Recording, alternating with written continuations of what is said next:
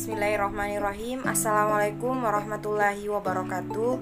Yang terhormat dosen pengampu mata kuliah belajar dan pembelajaran Ibu Dr. Andi Hudia MPD dan Ibu Bese Qurani SPD MPD.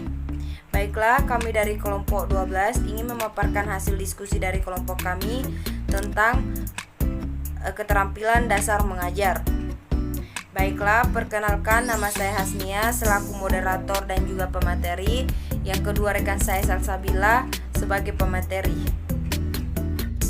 Baik, langsung saja saya akan menjelaskan tentang latar belakang keterampilan dasar mengajar, yaitu di mana sekarang perkembangan pendidikan di Indonesia dari tahun ke tahun itu semakin meningkat.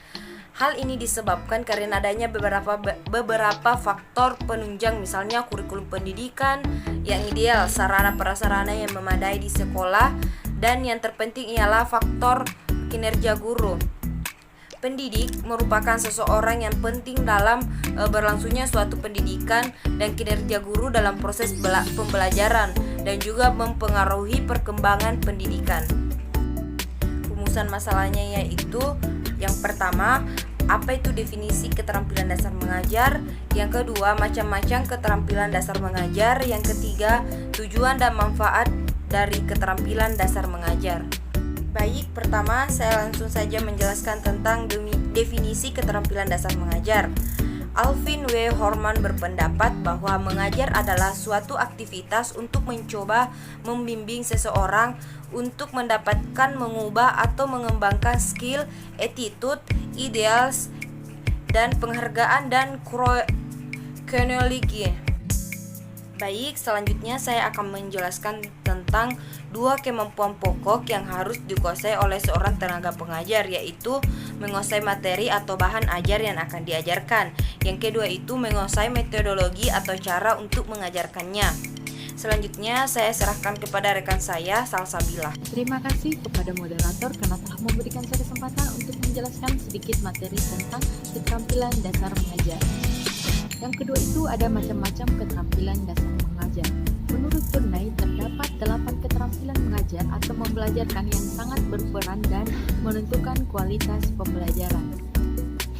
Yang pertama itu ada keterampilan bertanya, yang kedua keterampilan memberikan kekuatan, yang ketiga keterampilan mengadakan variasi, yang keempat keterampilan menjelaskan, yang kelima keterampilan membuka dan menutup pelajaran, yang keenam keterampilan membimbing diskusi kelompok kecil, yang ketujuh keterampilan mengelola kelas, yang terakhir yang kedelapan keterampilan mengajar kelompok kecil dan perseorangan. Yang ketiga ada tujuan dan manfaat dari keterampilan dasar mengajar.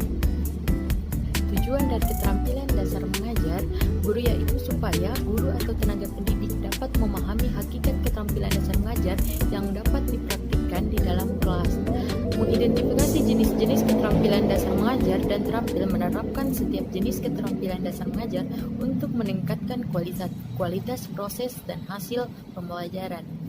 Tujuan yang lain yaitu untuk membekali tenaga pendidik beberapa keterampilan dasar mengajar dan pembelajaran. Bagi calon tenaga pendidik, hal ini akan memberikan pengalaman mengajar yang nyata dan latihan sejumlah keterampilan dasar mengajar secara terpisah. Sedangkan bagi calon tenaga pendidik, hal ini dapat mengembangkan keterampilan dasar mengajarnya sebelum mereka melaksanakan tugas sebagai tenaga pendidik.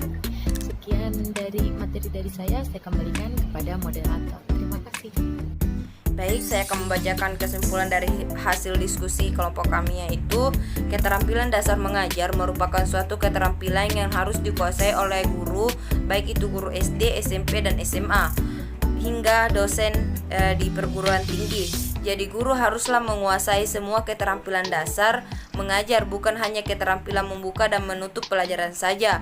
Jika seorang guru hanya terampil dalam satu hal atau dua hal saja, keterampilan dasar mengajar, hasil dari kegiatan belajar mengajar itu tidak akan maksimal. Selain itu, dengan terampil dalam mengajar akan berdampak baik pada semuanya, bukan hanya siswa saja, tetapi juga akan berdampak baik kepada guru itu sendiri. Itulah hasil diskusi dari kelompok kami. Kurang dan lebihnya mohon dimaafkan. Wassalamualaikum warahmatullahi wabarakatuh.